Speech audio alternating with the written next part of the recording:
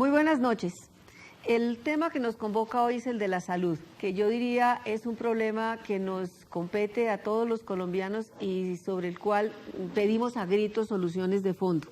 Corrupción, mala gestión, débiles mecanismos de control, sobrecostos en medicinas y tratamientos, recobros ilegales al FOSIGA, caos burocrático, en fin, una infinidad de problemas se están llevando al borde de cierre a muchos hospitales. Solo en Bogotá, para citar un ejemplo, 11 de los 22 que existen están en esta situación. Y en cuanto a las EPS, de 72, 19 están bajo régimen de vigilancia especial, 5 intervenidas, incluida la más grande que es Saludcop, a la cual se le investiga porque invirtió más de 750.000 millones de pesos en cosas distintas a la prestación de servicios de salud, y hay 8 en proceso de liquidación. Y para completar el cuadro clínico, hace pocos días 6 EPS del régimen subsidiado dicen que no van más porque al unificarse el POS, los recursos no les alcanzan. O sea, la impresión generalizada es que el sistema colapsó. Y la pregunta que vamos a tratar de responder es qué va a pasar con el sistema de salud en Colombia.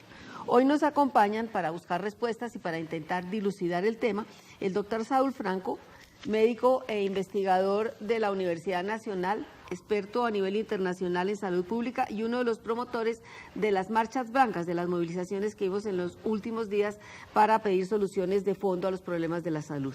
El doctor Sergio Izaza, presidente de la Federación Médica Colombiana, representante de los médicos en el debate para un cambio en todo el sistema, y el doctor Rodrigo Córdoba, presidente de la Sociedad Colombiana, expresidente de la Sociedad Colombiana de Sociedades Científicas, que ha sido muy activa esta sociedad en la formulación de propuestas para reformar el sistema. Y como siempre, Antonio Caballero, periodista y escritor, quien me acompaña en la conducción del debate. Antes de abrir fuegos, vamos a darle un contexto a la discusión con un pequeño reportaje que ha preparado el equipo periodístico de Las Claves y que los invito a ver a continuación. El sistema de salud en Colombia está en la unidad de cuidados intensivos. Una junta de facultativos en la que se integran implicados y usuarios del sistema debate estos días cuál es el mejor tratamiento a aplicar para que el enfermo se salve. El problema parece ser en primer lugar económico. Por eso se ha reclamado al gobierno que se implique en un tratamiento de choque, al igual que se hizo con los bancos en los años 90, cuando siendo Juan Manuel Santos ministro de Economía, les prestó 29 billones de pesos para reflotarlos. La salud necesitaría hoy menos de 4 billones para salvar su déficit. Pero el problema no es solo de solidez económica, sino de mala atención, de deshumanización de la asistencia, especialmente para los estratos más bajos. Todo ello con un fondo de corrupción que arranca de la Ley 100, cuando, según la analista Cristina de la Torre, se convirtió el sistema de salud en un sistema de intermediación financiera para lucro de un puñado de malhechores. Cecilia López formó parte de la administración Gaviria que puso en marcha la norma que rige la salud, la Ley 100 de 1993, en medio de una fiebre neoliberal que le impulsó finalmente a renunciar a su puesto. El meollo del problema es que la Ley 100 terminó en un contrato entre el Estado y el sector privado que es absolutamente perverso. Eso no es un debate ideológico, es un debate real. ¿Por qué? Porque el Estado terminó dándole gran cantidad de recursos, 42 billones de pesos al año, que son recursos públicos, ¿sí?, al sector privado, y no lo controló, ni le puso reglas, ni lo vigiló. Para Jaime Arias Ramírez, de la Asociación Colombiana de Empresas de Medicina Integral, la crisis que está sufriendo el sector salud es más una crisis institucional de los actores. El FOSIGA, el Ministerio, las EPS, los hospitales, los profesionales de la salud. En primer lugar, hay un problema de la calidad de los servicios, que se ha disminuido esa calidad por la presión. En segundo lugar, hay problemas de regulación, no hay reglas del juego claras, ni para las EPS ni para otros actores. En tercer lugar, hay un problema financiero muy fuerte de iliquidez, de dificultad en el flujo de los recursos, desde el FOSIGA a las EPS y desde estas a los hospitales. La ex senadora liberal Cecilia López concluye. Bueno, yo lo primero que creo que tiene que hacer el gobierno es entender el problema, señor, que no lo ha entendido. Es el problema del contrato entre el sector privado y el sector privado, entre el Estado y el sector privado, no se cambia simplemente con que van a cerrar unas EPS. No, señor, usted tiene que establecer unas reglas muy claras. El Estado tiene que cambiar la superintendencia y volverla un monstruo. Y además despolitizarla. Es decir, hacer una cosa mucho más seria, entender que esa relación tiene que cambiarla. Por otro lado, yo creo que el Estado tiene que abrir una válvula en este momento, como llaman algunos de los expertos, una válvula de escape, siente a la gente seria, haga una comisión de los sabios, de los que saben, para que empiecen a pensar cuál es el modelo que necesitamos. Mire, eso no se hace de un día para otro. De un día para otro, en este momento lo que hay que soltar son los recursos, pero eso no es suficiente. Si no se cambia el modelo como tal, no hay forma de que esto se solucione. Mire, ¿por qué un banco que tiene maneja mucho menos recursos, tiene esto en línea, supervisado? El Estado no tiene la información se las entregó a las EPS. El Estado sabe lo que está pasando por lo que las EPS le quieran decir. El pasado mes de mayo, la Corte Constitucional realizó una sesión pública de análisis al sistema de salud. Allí, las más altas autoridades de la nación describieron el panorama. La Contralora habló de fórmulas de 10.000 pesos que se facturan por 8 millones. El ministro de Hacienda señaló que debido a la acción de los corruptos, el déficit en el sistema de salud se extenderá hasta el 2025. La Corte ordenó un tratamiento de choque, meter en cintura a los mercaderes de la salud, aunque no se anunció el ingreso de nadie en prisión.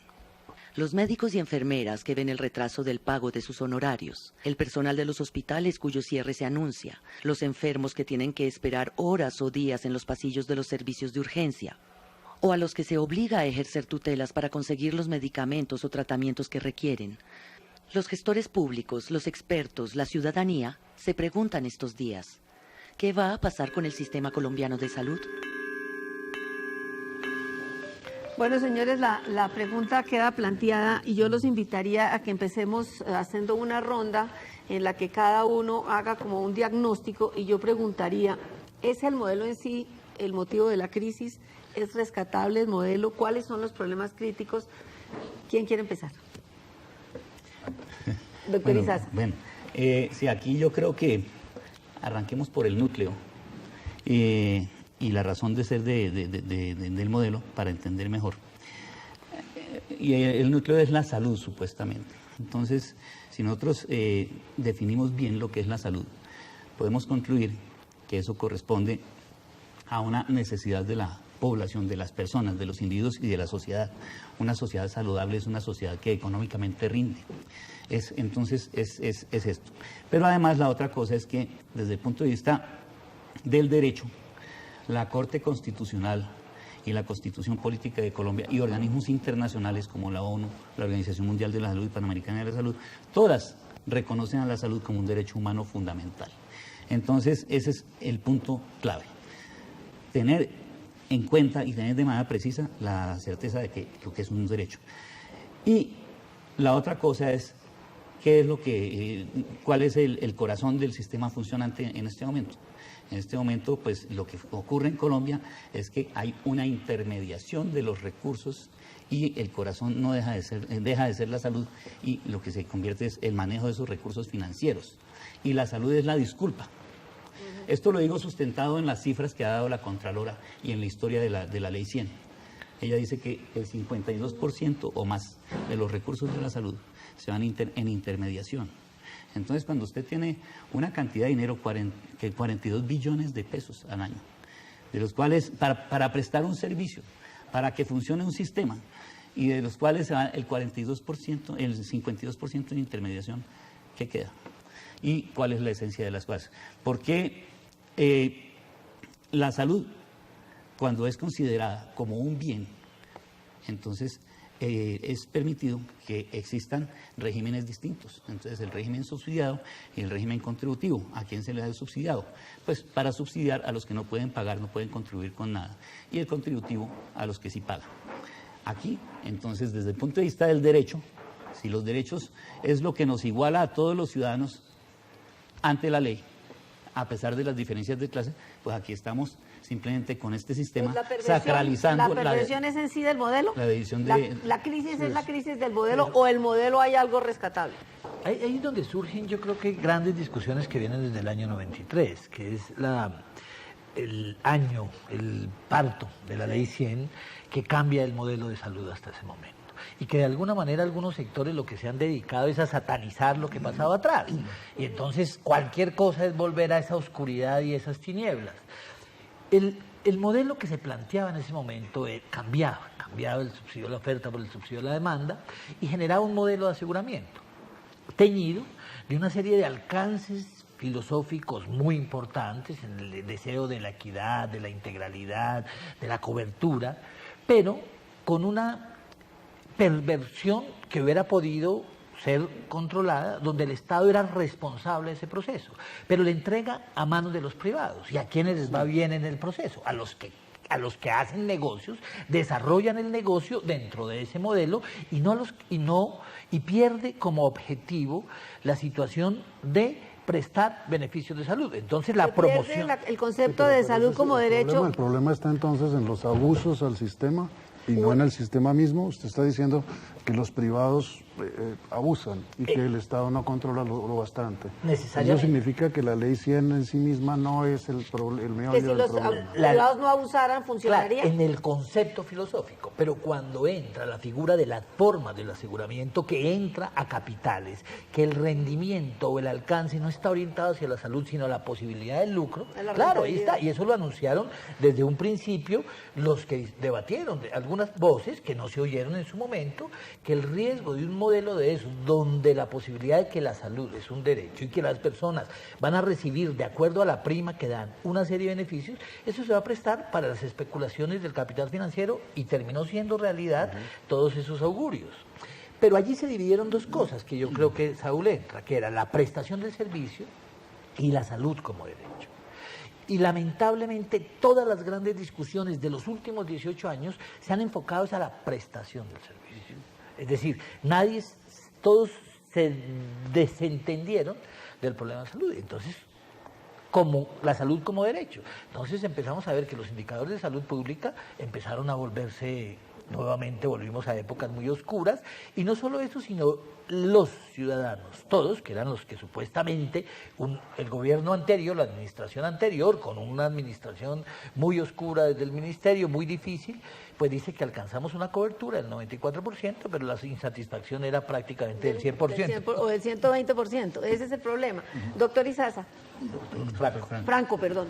Yo, respaldando lo que han dicho Sergio y Rodrigo, apelaría a algo más simple, que es el sentido común. Si nosotros nos preguntamos, ¿para qué es un sistema de salud? Un sistema de salud debe ser para producir salud. ¿Qué es producir salud? Es garantizarle a la gente que viva bien, que viva mejor y que cuando se enferme la atiendan de buenas maneras y en condiciones de calidad con los desarrollos científico-tecnológicos y con decencia, con dignidad. Pero además, además del vivir bien, uno requiere que aún en el caso de que pierda la lucha con la enfermedad, si muere, hay un sistema de seguridad que garantice también que su familia enfrente esa pérdida en una forma digna y tenga una tranquilidad. ¿Qué pasó? Que el sistema de salud colombiano, con esta versión, que ya va a cumplir 20 años el año entrante, la Ley 100 del 93, el año entrante estamos a 2013, desvió esto. Y en lugar de tener como meta la producción de salud, puso como meta la producción de ganancia.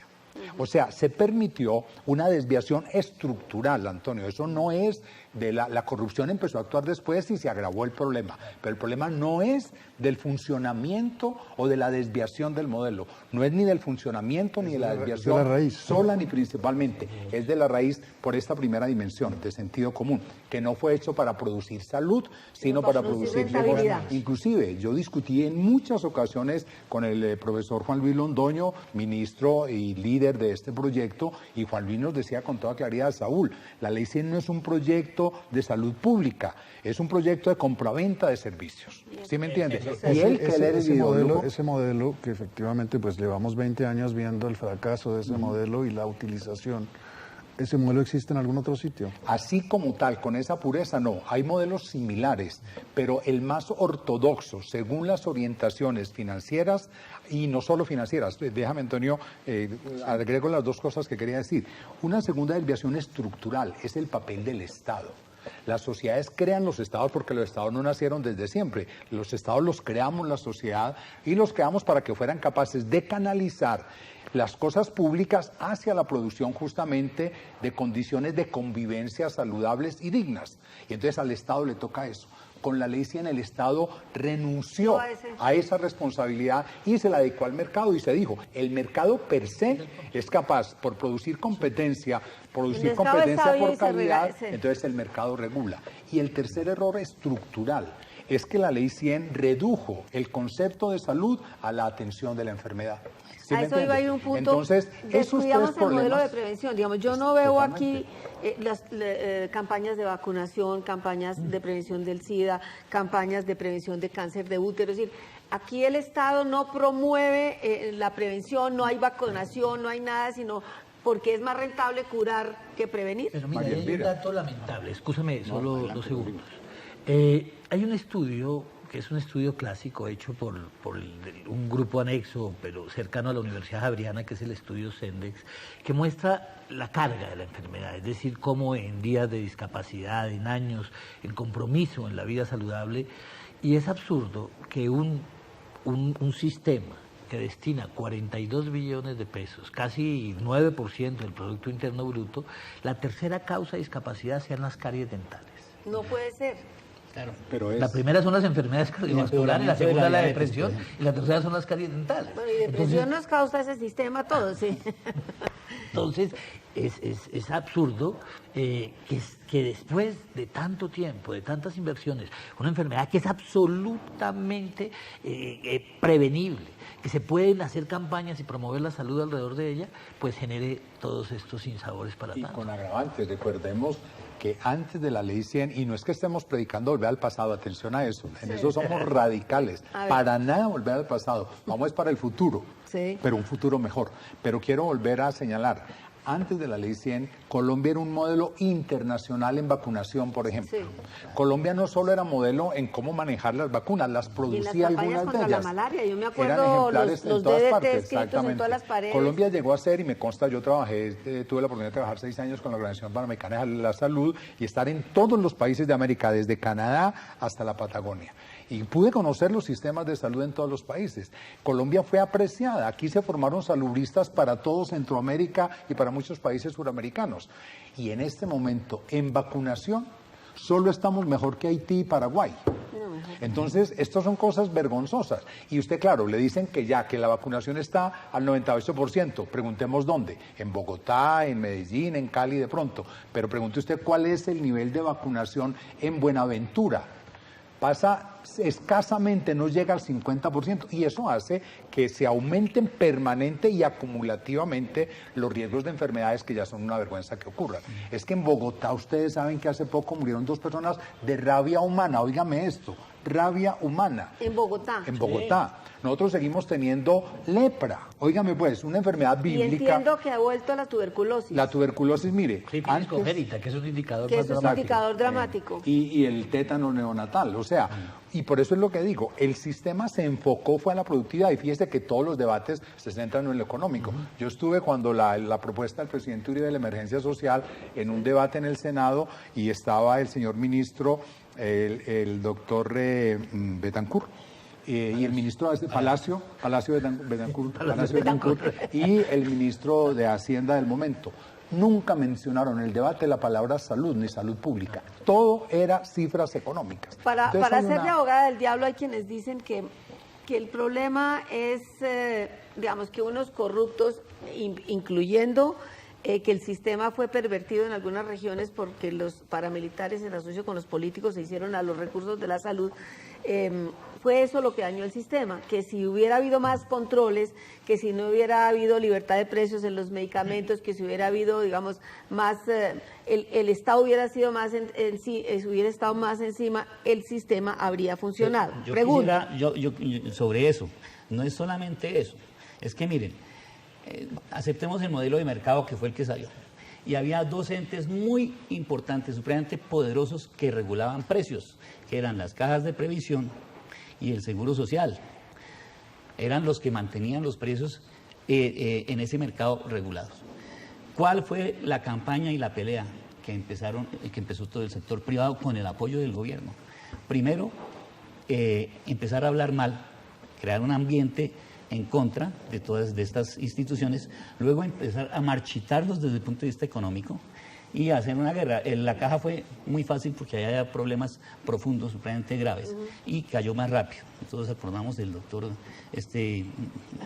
El Seguro Social se mantuvo más en la pelea, digámoslo así, hasta cuando, por orden de la Superintendente Nacional de Salud del momento, sancionó al Seguro Social y le dijo: usted no puede tener más afiliados, porque todas las gentes de las cajas y de otras EPS que se sentían muy atendidos, estaban yéndose hacia el Seguro Social. El mismo gobierno confabuló para que no se afiliara el gobierno en ese momento, en el año 86, si no estoy mal. No, entonces, ¿lo del seguro? Sí. Es más adelante. O en el 88. 2000 algo. Perdón, en el año 2006, perdón. Sí. Estoy en el año 2006. Entonces, sancionó al seguro y le impidió volver a recibir afiliados.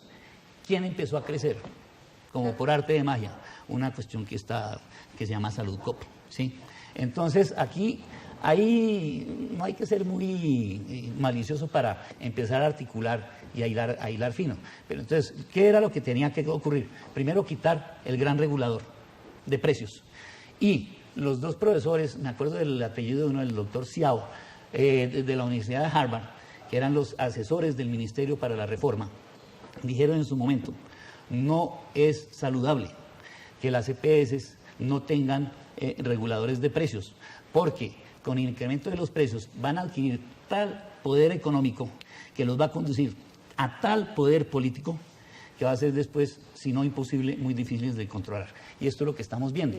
Miren, nosotros como Federación Médica Colombiana, cuando se planteó la elección del fiscal, escribimos una carta a la Corte Suprema de Justicia diciéndole: perdón, pero tengan cuidado en ese sentido, o por lo menos tengan en cuenta que el fiscal ha sido un asesor muy importante de Saludcop y que devengó más de 4.000 millones de pesos en solamente 4 o 5 años por sus honorarios.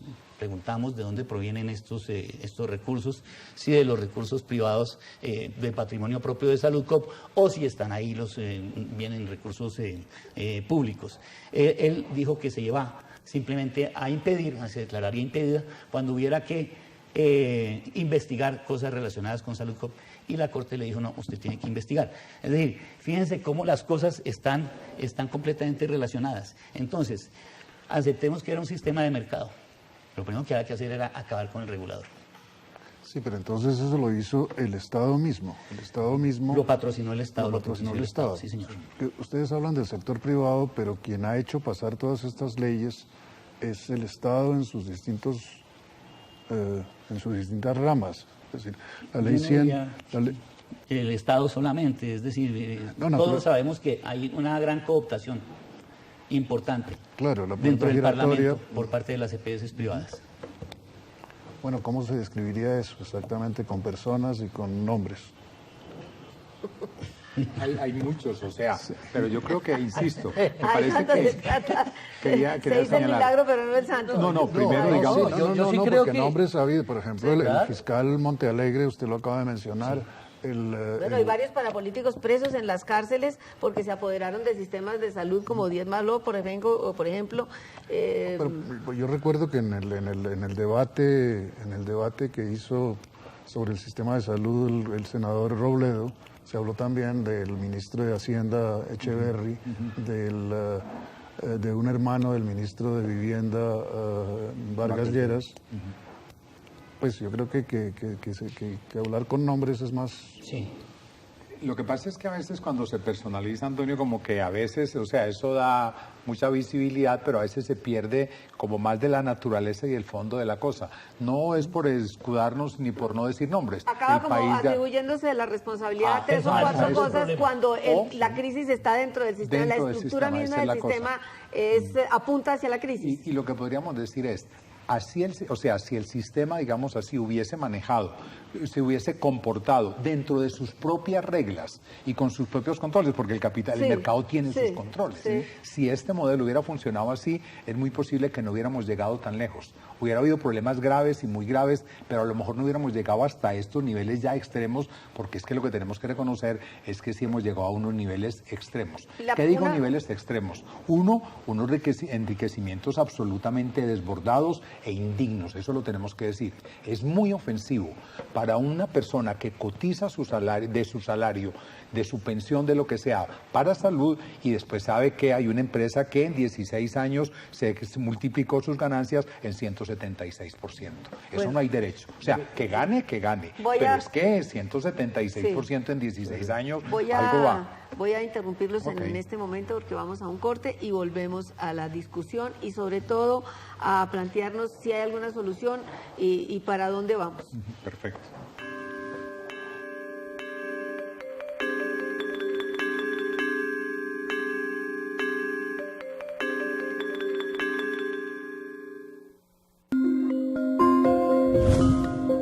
Ya volvemos con Las Claves. Los niños y niños de 0 a 5 años contamos contigo. Por eso danos todo tu amor. Léenos cuentos, cántanos canciones, cuéntanos historias. Anímanos a descubrir. ¡A pintar! ¡A vestirnos! ¡Y a comer solos! Corrige nuestras travesuras con calma y con amor. Habla siempre con nosotros, ten en cuenta lo que decimos. Porque todo lo que nos enseñas, con el amor y los cuidados que nos das, nos sirven de ser siempre. Los niños y las niñas de 0 a 5 años cuentan con nosotros. El desarrollo integral en esta edad es muy importante para sus vidas, ya que se forman sus fortalezas físicas, sus habilidades para pensar, hablar, aprender y se construyen sus valores. De 0 a siempre. Atención integral a la primera infancia. Mención del jurado, Festival de Cine de Monterrey, México 2007. Mejor documental, Festival de Cine Surrealidades, Bogotá 2007.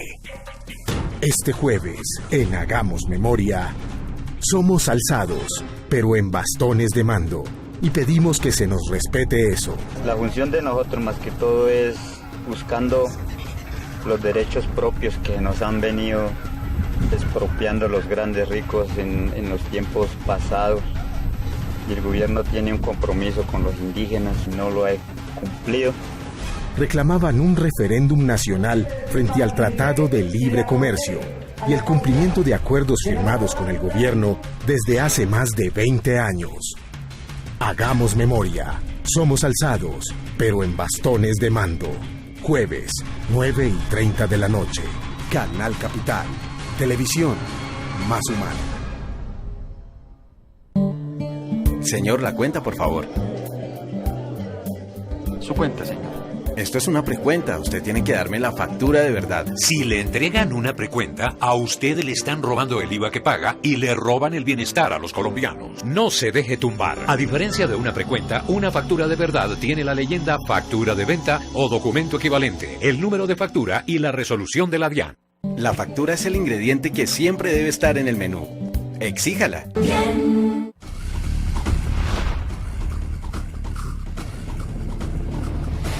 Humanidad, análisis serio y profundo de los grandes temas de la ciudad. Metro ligero, pesado, solo Transmilenio. Entérese en Humanidad, el periódico de la Alcaldía Mayor de Bogotá. Siga con nosotros en Las Claves.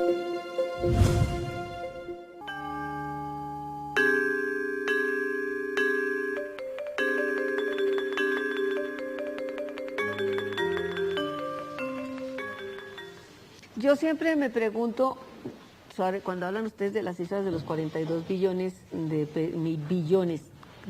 pesos que tiene el sistema, y he oído los recursos de muchos diciendo, los recursos alcanzan.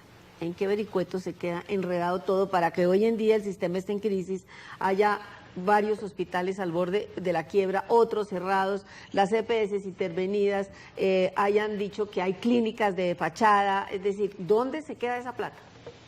Eso ya sí se ha descubierto mucho a raíz de la propia crisis que se ha desencadenado. Y está clarísimo que la intermediación financiera ha sido fundamentalmente, digamos, el ducto, pero no es un ducto, es un boquete gigante por donde esto ha salido. Pero porque hay unas quebradas, entonces, si ellos son los que capitalizan todos esos recursos y son los millonarios... Porque no se van para la salud, sino se van en otros intereses.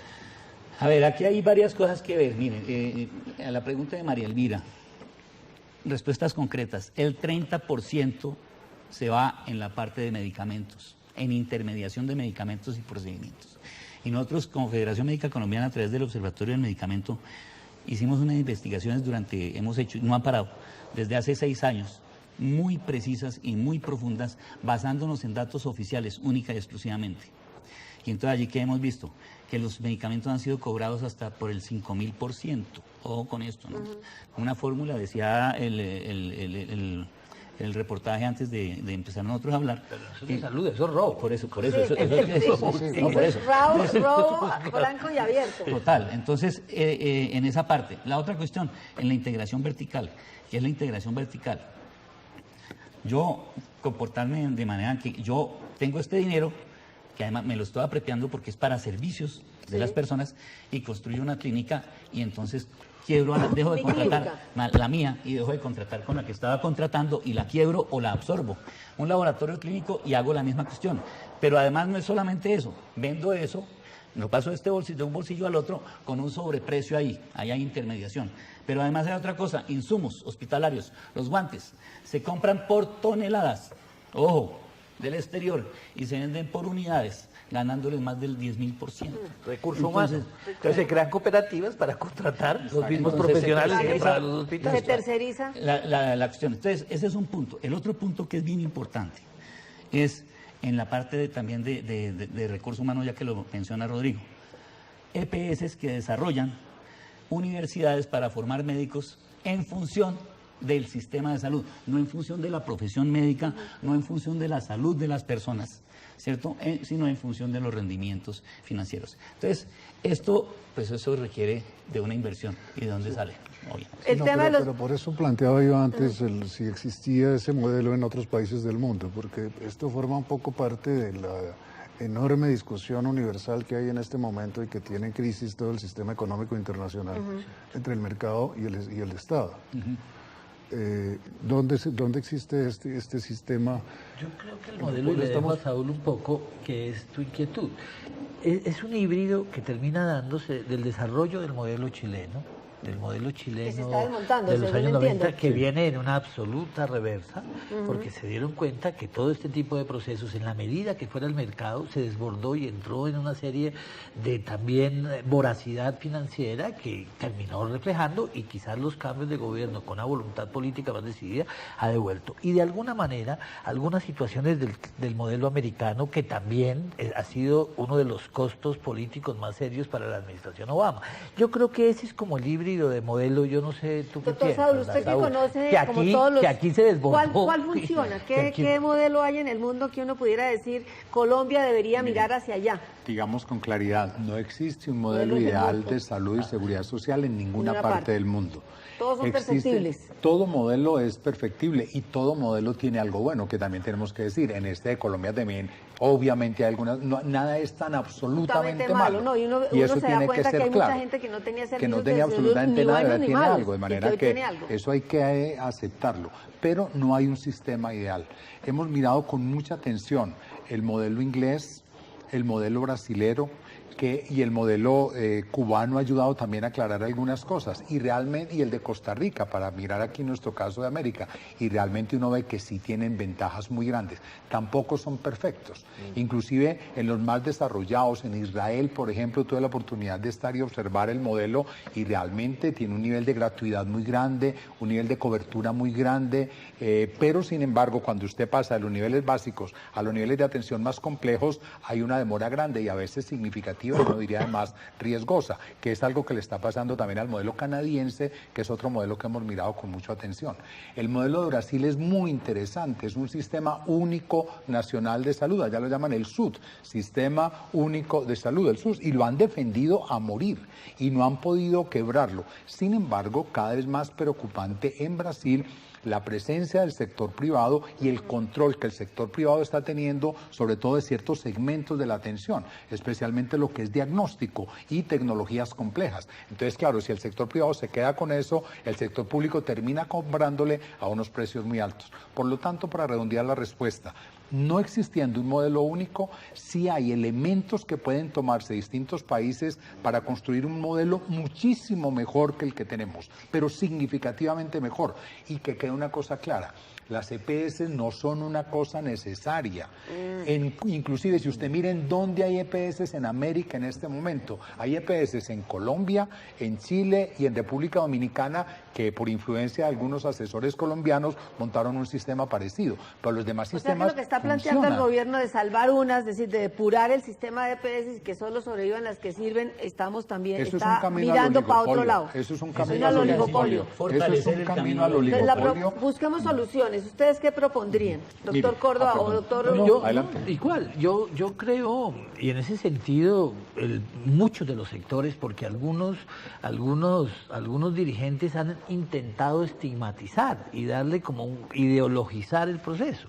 Hoy en día, el punto de coincidencia de las clínicas y de los hospitales privadas y públicas, de los médicos en un proceso de unidad médica, de sectores independientes como las comisiones de seguimiento de la sentencia 760, consideran que el modelo hay que reestructurarlo, es decir, que hay que cambiar el modelo, pero sobre todo orientar el enfoque frente a un proceso de una ley estatutaria que garantice el derecho a la salud, no que regule, porque el problema de las leyes estatutarias es que si va a entrar a regular, a decirnos hasta dónde es el POS, por eso plantes de las perspectivas y lo que fue uno de los puntos de acuerdo y este interregno de un año que nos dimos con el presidente Santos cuando nosotros hicimos ese pacto, que lo pactamos públicamente, era que íbamos a ir a un plan universal de beneficios con exclusiones, es decir, que íbamos a cambiar el modelo, que el POS, que esto no iba a seguir existiendo. Entonces, una ley estatutaria que garantice el acceso al derecho.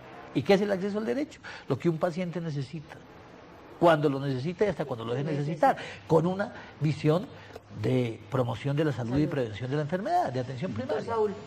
Creo que tenemos la buena noticia, es que después de muchos años de discusión, yo diría que más de 7 años de discusión, de muchos sectores de la sociedad colombiana, académicos, juristas, economistas, funcionarios del sector, se ha logrado ya proponer un proyecto de ley estatutaria. Yo tengo aquí el borrador el texto que tenemos ya sometido a la discusión. Un proyecto de ley estatutaria que, como digo, ha tenido asesoría de magistrados muy reconocidos que han trabajado mucho. Sabemos que la Corte Constitucional, hay que reconocer, ha tenido una posición, digamos, progresista en esto del derecho a la salud. Y hay este proyecto de ley estatutaria. No es el momento de exponerla completamente, pero sí decir para saber, cuáles son los puntos fundamentales. Corregir esos tres aspectos que dijimos al principio. Primero, ya Sergio lo ha insistido, el reconocimiento de la salud como un derecho humano fundamental, es decir, ligado a mi naturaleza humana, no al hecho de que yo gane, no al hecho de que yo cotice, porque con la ley sí lo que hay es un derecho contractual, o sea, yo pago y yo le doy. Claro, y en parte fracasó el sistema porque se suponía que el mayor porcentaje era de los que tenían trabajo estable y cotizaban y que iba a haber y que los menores, pues uno solidariamente ayudaba y se invirtió el sistema. Invirtió en este momento. El régimen subsidiado tiene 23 millones de afiliados, que es la mayoría de los colombianos, que son los que tienen que recibir un apoyo del Estado total o parcial para poder hacer eso. Entonces, una inversión que sea un reconocimiento como derecho humano fundamental. Sin discriminación, sin diferenciación de nada. Segundo, que el Estado sea el garante del derecho, o sea, que el Estado respete, pero no solo respete, promueva, y no solo promueva, garantice el derecho, sin estatizar, atención a esto que es muy importante, porque se le da un juego importante al sector privado, porque es que no podemos tampoco satanizar al sector privado. ¿Cómo juega el sector privado en esta propuesta? En esta propuesta juega en dos cosas fundamentales. En primer lugar, que puede participar en la prestación de servicios de salud mediante redes de servicios. Nosotros no podemos acabar con la Fundación Santa Fe, con la Cardioinfantil, con el Hospital Pablo Tobón Uribe en Medellín, etcétera, etcétera. Estas son instituciones de altísima calidad científica, humana, etcétera, y que tienen un derecho, no son instituciones con ánimo de lucro, pero tampoco con ánimo de quiebra, como han dicho tantas veces ellos mismos. Entonces tiene juego ahí, pero además no es solamente en la prestación del servicio. Aquí hay la propuesta de que justo para controlar la estatización, el sistema sistema esté regido por un Consejo Nacional de Seguridad Social donde haya una representación explícita deliberante del sector privado. O sea, que tengan voz en la rectoría del sistema, que es muy importante. Entendemos por rectoría no la ejecución, sino que, no solamente también. Pero ¿qué se entiende exactamente por sector privado? Porque pues está... En este caso son los sectores que prestan servicios de salud y que tienen derecho a de eso derivar un ingreso razonable para se llaman las IPS u hospitales. Hospitales privados, digamos así. ¿Y las universidades también? Por ejemplo, podrían participar, exactamente, podrían participar. O sea, toda la iniciativa... También, digamos, las oficiales, las públicas pueden tener también no solamente públicas, se fortalecería la red pública hospitalaria, pero una red pública hospitalaria bien administrada, ¿no? Y que sea capaz de prestar servicios de calidad sin producir un déficit, sino produciendo un equilibrio financiero. Es perfectamente pensable. Y un punto crítico que hay es si esto es financiable, porque aquí, que es otra cosa muy importante, que la gente se ha creado mucho la idea de que la salud es un saco sin fondo, o sea, que el gasto en salud es infinito, y eso no es cierto. El gasto en salud es grande, pero no infinito. Un ejemplo. A todos nos puede dar infarto en Colombia, pero no a todos les da infarto en un año. A todos nos puede dar tuberculosis, pero no a todos nos da. Y la epidemiología es capaz, y la hemos abandonado, de predecir en una población de tal edad, en tal condición de vida, trabajando en tal, podemos esperar tantos infartos en el 2013, podemos esperar tantos cánceres en el 2013, podemos esperar tantas diabetes. Y eso, bien pagado, se puede presupuestar y se puede pagar. Y la plata actual alcanza para cubrir eso.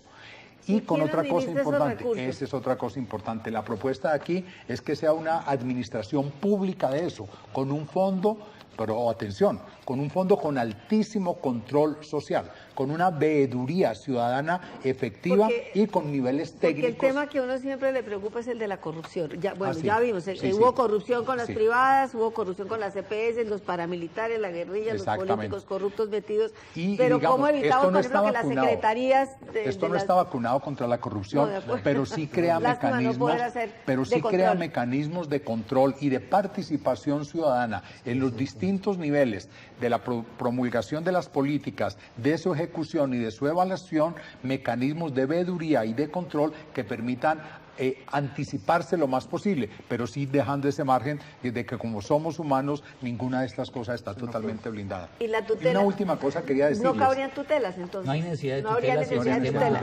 No tiene exclusiones. Pero quería decir otra cosa muy importante. Otra de las cosas básicas del actual modelo es que redujo la prestación de los servicios a unos paquetes de servicios, el plan obligatorio de salud, y hay pues uno subsidiado y uno contributivo que ahora se acaban de unificar, y la unificación sin suficiente financiamiento y programación ha llevado este último agravamiento de que varias cajas de previsión han dicho no más porque no nos dan, se nos descuadra la caja, nos pagan esto por esto. Exactamente, el margen de ganancia se reduce, que muchas veces cuando se dice pierde, no quiere decir pierde, sino deja de ganar tanto. Disminuye el margen de ganancia en tanto, porque no pierde, pero disminuye el margen de ganancia. Este modelo que estamos proponiendo no es de paquetes de salud, es que haya una atención realmente a las necesidades de salud de la población y con un fuerte componente en la cuestión de la prevención, de la atención primaria, de la promoción de la salud. ¿Cuál va a ser el procedimiento para presentar ese proyecto? Estamos trabajando en dos frentes fundamentales. En primer lugar, empezar a divulgarlo, y ya lo tiene todos los parlamentarios de Cámara y Senado. Obtuvimos la base de datos y se la envió a todos, y vamos a proceder a reunirnos con todas las bancadas, absolutamente todas, la liberal, la conservadora, Mira, el Polo, la U, los verdes, progresistas, etcétera. Estamos buscando, porque esto también tenemos que decir con franqueza aquí, esto no puede ser objeto de un partido.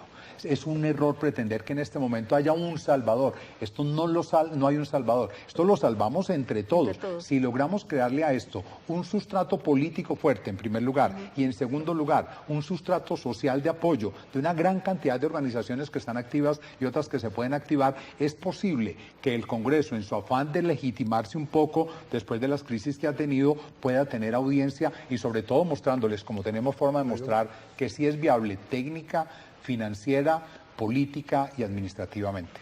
Pero esto, si funciona y si tal como lo presenta usted, va absolutamente en contra de lo que está ocurriendo en el mundo en este momento.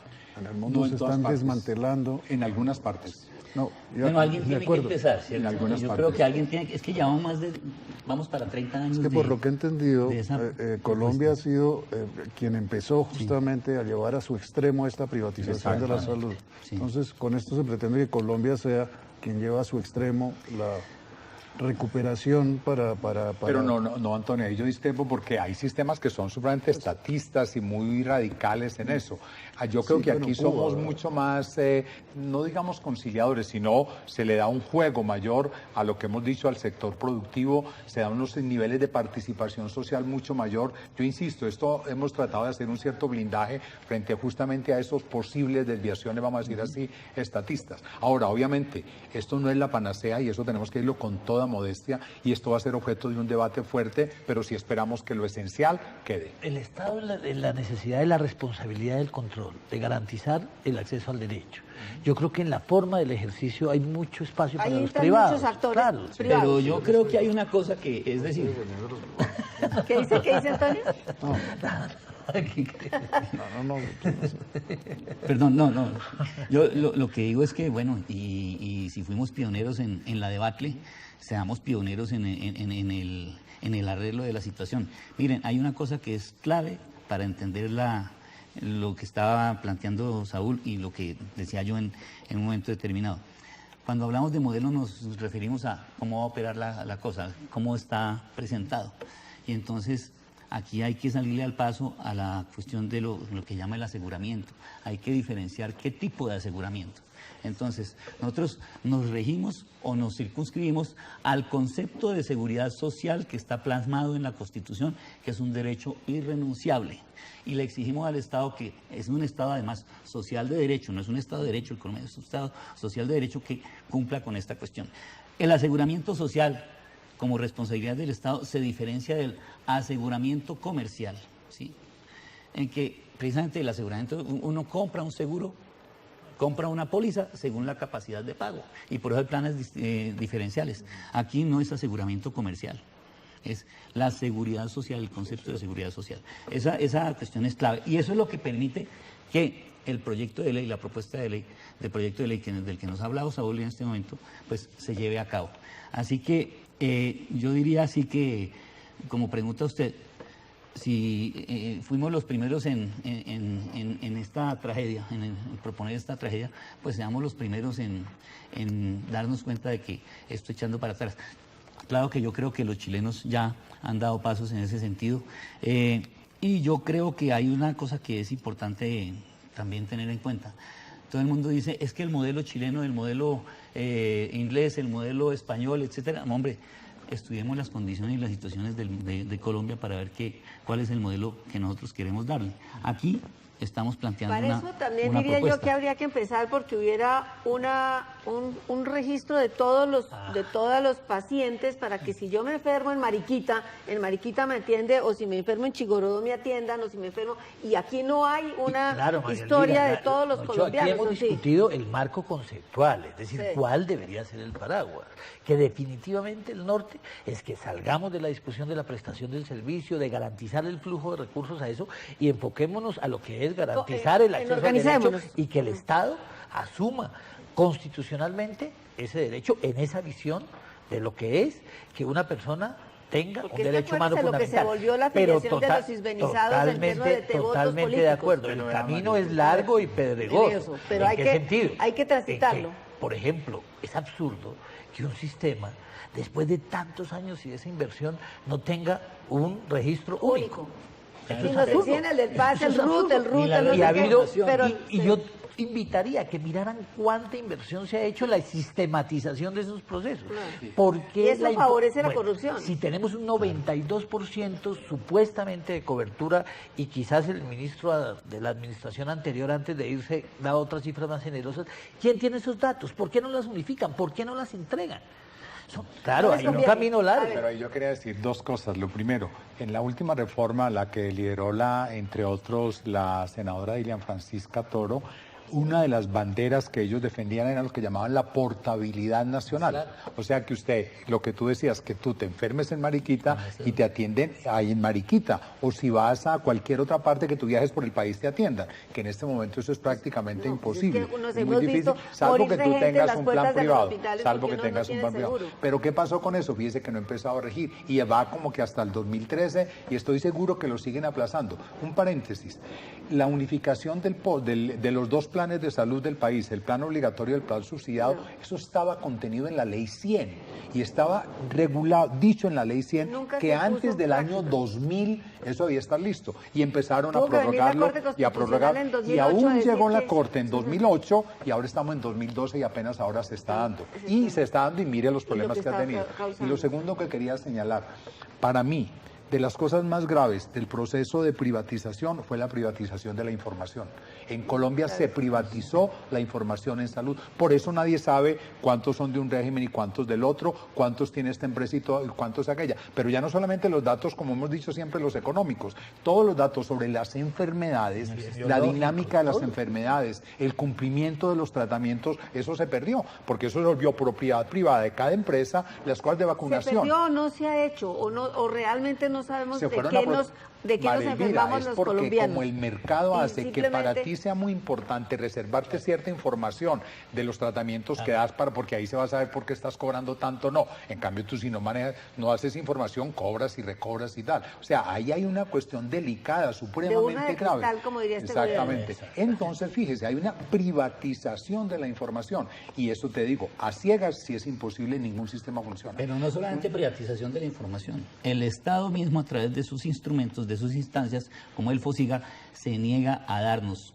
la información sobre cuánto cuestan los medicamentos y cuánto están pagando por medicamentos, sobre todo por medicamentos de alto costo. Y cuando entregan la información, entregan unos informes que no sirven para nada, unas cuestiones que son absolutamente confusas y que no están entregando con veracidad la información. Una de las líneas de enriquecimiento es el de cobro de los medicamentos.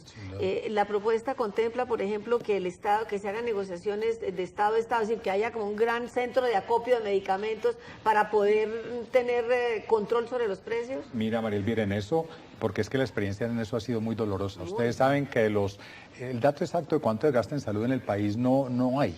La ministra hace como un mes en una reunión en la Academia de Medicina le hicimos esa pregunta, bueno ministra, ¿cuánto gasta realmente en el país, cuánto gastamos en salud? Ella dice que ella estima que son realmente 32 billones de pesos al año.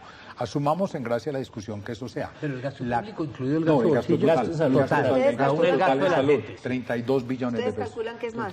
Es muy posible que sea más casi seguramente. El gasto de bolsillo son 6 billones de pesos. O sea, pero fíjate, de todas maneras, aceptemos que sean 32. Por lo menos la cuarta parte de eso es en medicamentos. Es que además y esos medicamentos no valen todo eso. En Ecuador o en Brasil. El artículo reciente de Juan Gozaín, que se fue de farmacia en farmacia, pues en su estilo periodístico averiguando, yo creo mucho que ahí hay mucha parte de verdad. Y simplemente eso expresa en pequeño lo que a este otro nivel.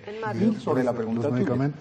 No, adelante, Antonio. No, hablando de los medicamentos, no hemos hablado de la interferencia de los grandes grupos productores de medicamentos internacionales. ¿Y el lobby que hacen o que hicieron en el pasado gobierno? Sí. Eso estaba como, y en eso la Federación Médica tiene estudios supremamente valiosos y que han aportado mucho a la discusión.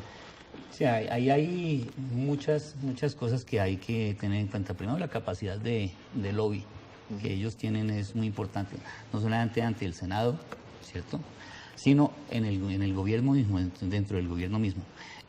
Por ejemplo, el ministro Echeverri, antes de ser ministro, hizo un estudio en donde recomendaba que no hubiera control de precios de medicamentos, por ejemplo.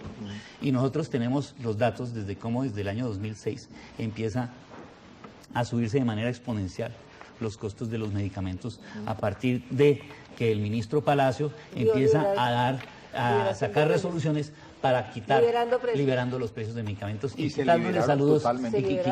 quitándole castigos, a las entidades que habían abusado de los precios.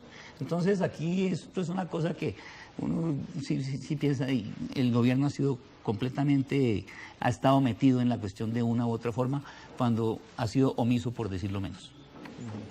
Doctor Córdoba, ¿algo que agregar? No, sin lugar a dudas, son muchos factores. En realidad lo que se termina viendo es que hay una serie de sobrecostos y termina uno viendo que es como una matrioshka. Yo creo que el gran asunto de todo esto es que termina siendo como estas muñecas rusas, de que existe un cascarón y sobre ese cascarón le metieron muchos negocios internos, y dentro de esos negocios circuló una serie de dinero. Y al volverse negocio se pervirtió el sistema. Está el caso de las industrias poderosas, pero está el caso de que muchas de las EPS generaron formas de comprar medicamentos de manera directa y recobrarlos de maneras exageradas. Entonces, lamentablemente, lo que se termina viendo es que es un caos, de alguna manera es una perversión en muchos de los extremos que desnaturaliza cualquier intención de mejorar un sistema de salud, y lo que vuelve es una feria persa. Digamos, aquí me están haciendo señales que tengo que cortar. Les agradezco mucho que me hayan acompañado. Creo que la conclusión es que, salvo el gobierno, todo el mundo coincide en que el sistema falló, en que hay que buscar una reestructuración total del sistema de salud para que la salud... Pero María Elvira, yo quiero decir las propias EPS y muchos empresarios que han lucrado de esto y que pueden seguir lucrando. Y quería, si hubiera un segundo, diría una cosa. No hemos mirado aquí el impacto que sobre esta situación va a tener la entrada en vigencia del TLC con los Estados Unidos. Yo quiero decir caso dos concreto cosas de los para medicamentos. Lo primero, porque si quiero dejar la constancia histórica, el presidente se comprometió ante el país, con nosotros a bordo, y en eso lo acompañamos, que iba a reformar estructuralmente el sistema, y en ese sentido no ha cumplido. Esperamos y lo segundo, que así sea, que ustedes sigan pedaleando todos en esa miramos dirección. en un norte de un país en paz, no podemos pensar que puede existir un país en paz sin un sistema de salud sano. Buenas noches, les agradezco a ustedes que me hayan acompañado, la ilustración en este tema que para muchos es complejo por la dificultad del sistema, y a ustedes por habernos acompañado una vez más en Las Claves. Los invito el próximo martes a las 8:30 de la noche. Buenas noches.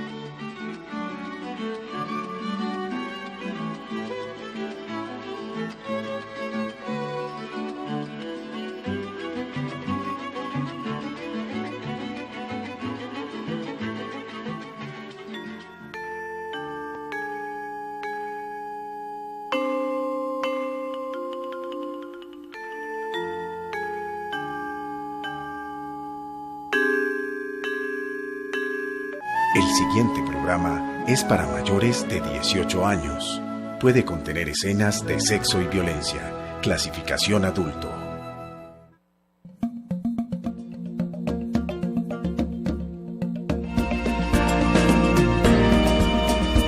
Hagamos memoria. Hay heridos, hay menores de edad, ¿por qué les pegan patadas? ¿Por qué los esposan dentro del camión y luego sí les dan patadas? ¿Por qué lo hacen eso? ¿Qué está pensando el gobierno? ¿Qué está pensando el gobernador del Cauca? ¿Por qué hace eso? ¿Por qué no viene? ¿Por qué no hablan? ¿Por qué no dan la cara? ¿Pero por qué tienen que hacer eso? Eso es una injusticia. Que venga el gobierno, que hable, que dialogue y mire la lucha de los pobres indígenas. Eso es lo que yo quiero, que el gobierno venga, que no se ponga a darle plata por a Julano y a Sutano para que compren tierra, no, que él mismo se asesore de sus cosas, le den a sus indígenas. Mire que hay mucha gente que no tiene tierra para trabajar. ¿El gobierno qué está haciendo? Que venga a ver los heridos que hay, cómo están atacando y qué es lo que hace la policía. Y siempre ellos hablan, atacan y se lavan las manos. No, que seamos sinceros, si vamos a atacar a patadas, seamos pero todos. Mira que unos indígenas que no tienen arma, que no tienen nada. ¿Cómo le van a dar patadas? Son menores de edad. ¿Cómo van a coger entre 50 a 3 indígenas y le van a dar golpear? No, no es justo. Eso es lo que le pido, que el gobierno dé la cara, que el gobernador también venga y dé la cara. Es lo que yo quiero, pero que no ataque a esa gente así. Y que los policías no sean salvajes. Eso, gracias.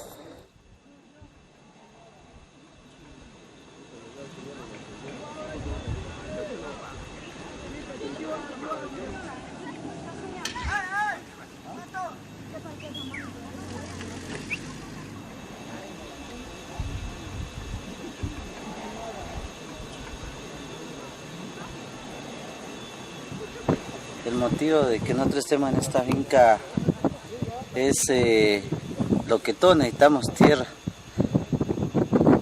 Por el no cumplimiento del gobierno hace que nosotros volvamos a las vías de hecho, aunque pues él rechaza las vías de hecho, pero si no nos han cumplido los gobiernos anteriores, nosotros nos toca llegar a estos medios.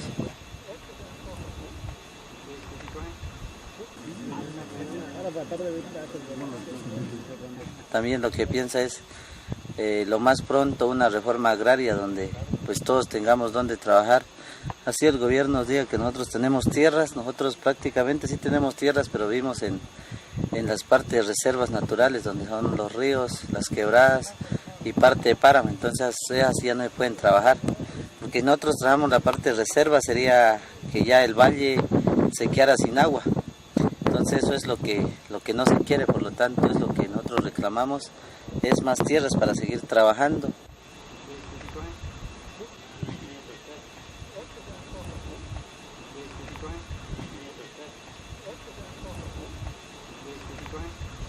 El gobierno se ha sentado con muchos sectores armados, por los paramilitares, con la guerrilla. Nosotros que somos indígenas, civiles, que no manejamos armas, él debe sentarse con nosotros a dialogar, a ver las necesidades que nosotros tenemos en los resguardos. No tanto tierras, también tenemos salud, educación, agua potable, muchas cosas, o sea, todo lo que significa la calidad de vida de las comunidades indígenas. Por lo tanto, necesitamos es que el gobierno venga y se siente aquí a dialogar.